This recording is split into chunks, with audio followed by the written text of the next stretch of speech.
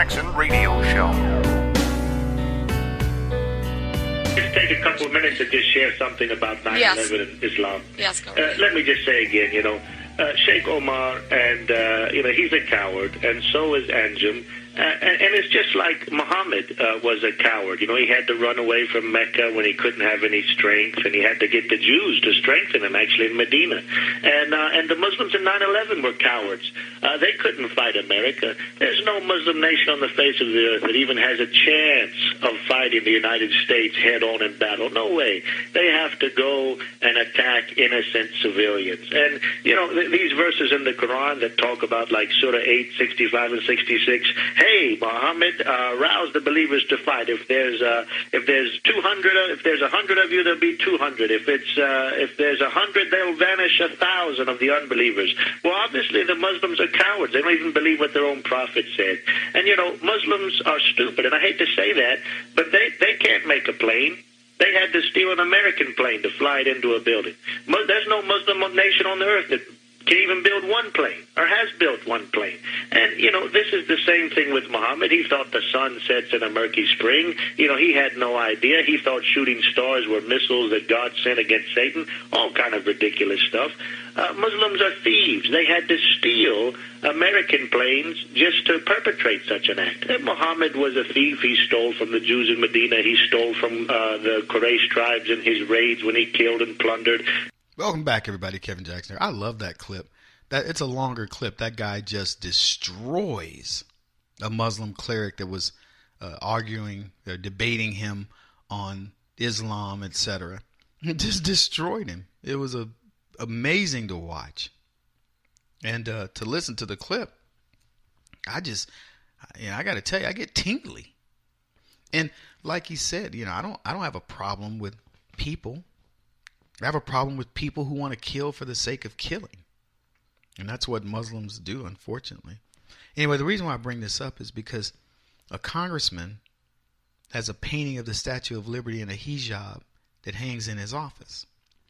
And apparently a 4th or 5th grade student painted it. And it's the Statue of Liberty with in a hijab, with the torch lit. And people are having a conniption over it. And I was curious, what do you guys think about this? Give us a call at 844-551-8255 or send us a note at kjradio.com. I was torn. I'm not torn in the sense that the Statue of Liberty does not wear a hijab. She does not cover her eyes. She is not Muslim in any way. And but I wasn't offended. It was like, you know what? Put the Statue of Liberty in a hijab. But, we'll put one of the Muslim. Well, there are no Muslim women to be, canonized, which I find a little bit funny. See, we have Mary that Christians aspire to be. We have female symbols in our culture, in our religion, all across. The Muslims don't. They don't have any female symbols that are to be revered. And yet the left love these people. It's amazing. But what do you think about a Statue of Liberty in a hijab hanging in a congressman's office? By the way, this is the same, and it wasn't the same guy, because I think it was Lacey Clay who had a painting by a kid who showed cops beating people of color, of course. And he hung that painting in his office. I mean, the leftists, man, they're just amazingly... They will do anything to promote their narratives, and it's disturbing at times. Here's another story for you that I think is kind of interesting. Serena Williams had her baby, and somebody said it makes her a real woman. She's now a real woman. Now she's had a baby. Well, there's some irony, because of course that makes her a real woman, which I never questioned her as a real woman, although Serena is a bit butch. You know what I mean? She's a big woman, but I find Serena sexy to a point. I mean, she's not my type per se, but I could see how a guy would go, that's a sexy girl, man. She's big. She's, breasty, curvy. I mean, she's a big lady. And I'm sure her husband's a big guy, probably at least 6'4". Serena's got to be 6 foot, right? She's a big girl. And her sister's taller. Maybe she's 5'10", 5'11", but she's tall. And so anyway, she has a baby. I remember seeing her on like the cover of something, and they did the pregnancy picture. And she's also very muscular. Anyway, she proves she's a woman. There's no doubt. Unlike some people that the jury's still out on them, like Rosie O'Donnell, Serena's a woman. And I find her attractive in certain ways. So she has this baby, and trouble ensued because somebody was like, it makes her a real woman. And it's like, what are you talking about? You trying to imply something? And people got hot. Twitter lit up over this. What do you mean it makes her a real woman? So then, of course, women get involved. What do you mean? You have to have a baby to be a real woman? And I love topics like this because the left doesn't know how to react. See, I say, somebody says, oh, it makes her a real woman. And you go, I can see the offense of it because there are many, many women who cannot have babies. And it doesn't imply that you're not a woman if you cannot have a child. Okay. But it sort of does. And that's sort of the crux of the issue. That's why women that can't have babies probably take it harder than most. They don't feel like women. So they can compensate by adopting kids or whatever, but it's not the same. I have a friend, his wife, they wanted to have babies for a long time, and she's all woman. She's a very beautiful lady, and they couldn't. I would never think to myself, oh, I wonder if she's a dude. I wouldn't think that. I feel very, very much sympathy for women who want to have children and can't. So, but there is that angle to it. But there's another angle that's where people are you could go in so many different directions with this. Feminists are upset because they say you don't need to have a baby to be a woman. I don't disagree with that. But I also see, them rationalizing not having kids. Like, if you're a mother and you want to go home and raise your kids, well, you're not even a woman. Because there's that angle too, right? These women get upset with women that want to go home and raise babies, and the husband brings home the bacon and they fry it up in the pan. They hate those ladies. Anyway, there's that. Hey, speaking of that, here's another kind of miscellaneous story. Chelsea Clinton wants gender stereotype as a movie rating. Gender stereotype. Have you heard of such nonsense?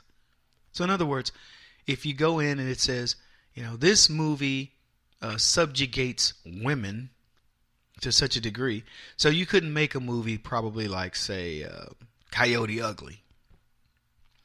Or, what are the list of movies you couldn't make with gender stereotype? By the way, what about the gender stereotypes of men? You couldn't make any Sylvester Stallone's out of work, right? Because he gender stereotypes men. They're all tough guys, even if they retire.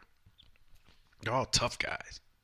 The Dolph Lundgrens and the Arnold Schwarzeneggers and people like that. Even Jason Statham, he stereotypes. Who else stereotypes? Oh, so I guess the only movies that could be made are like Lara Croft Tomb Raider. What movies can be made if you don't gender stereotype? Oh, so if you make a movie, and my producer and I are kind of having a conversation here. So if you make a movie where a dude acts like a pansy, like in the movie Mannequin. You remember Mannequin? Where the guy falls in love with a doll, and his sidekick, Meshach Taylor, one of the funniest roles I've ever seen, plays a black gay guy. That's cool. That's not a gender stereotype. Maybe it is, actually. Because it certainly was a stereotype of gays. But I'm just saying, what qualifies and how do you rank? Chelsea Clinton has got too much money and too much time on her hands because she sits around thinking of the most silly stuff. This girl is crazy. I think, honestly, I think Bill and Hillary are embarrassed by Chelsea Clinton. They won't admit it. But come on. Gender stereotype. I just want to see how that plays out. In fact, I'm going to come up with a list of movies. I'm not going to have time during the break, but I'm going to come up with a list of movies where gender stereotypes. Or maybe here's what we do. We look at movies and we flip them and say, who would have been a better actress? What actress could have played the role of First Blood, with Sylvester Stallone in First Blood? Who would you have gotten? Meryl Streep? Because that would have been a great role for her. Because, she's kind of matronly. So let Meryl Streep play Rambo. That'll get you like the whatever the top listing is on the gender stereotype scale.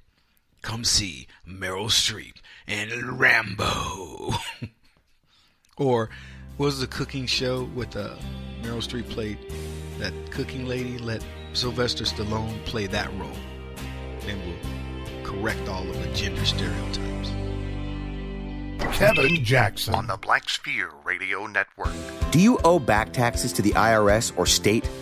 The secret to avoiding the IRS nightmare is to seek professional representation. My friends at Security Tax Associates provide the most cost-effective and ethical representation in the industry while helping to avoid seizures, levies, and wage garnishments. Security Tax Associates is here to ensure that the appropriate steps are taken to permanently eliminate any possibility of future tax burdens once and for all. For a free, no-obligation consultation, contact Security Tax Associates, 844-779-4177. That's 844-779-4177. 844-779-4177. Or visit them at securitytaxassociates.com.